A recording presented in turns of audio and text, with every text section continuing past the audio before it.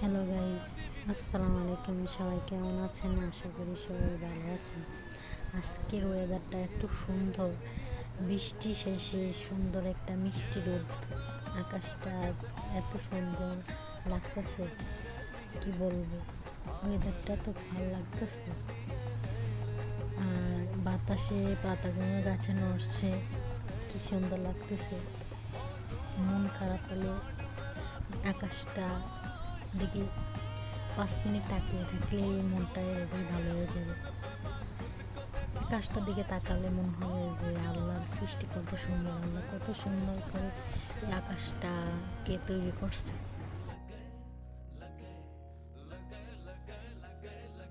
लगे 440 वोल्ट छूने से तेरे लगे 440